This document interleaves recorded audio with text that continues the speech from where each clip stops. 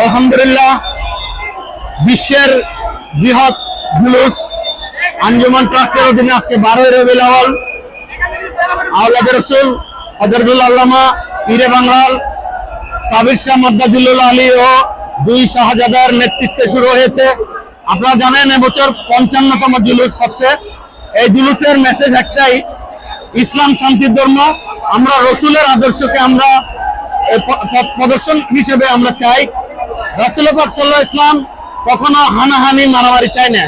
আজকে বিশ্বে মুসলিমরা হানাহানি মারামারিতে লিপ্ত, কিন্তু এই জুলুস কোনো শোডাউন না।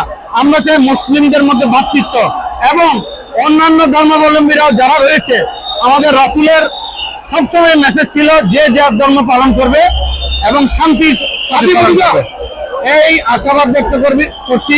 এবং আরেকটা মেসেজ মিডিয়ার বাজের প্রতি, আপনারা জানেন এই জুলুস গিনেস বুকে স্থান পাওয়ার মতো জুলুস।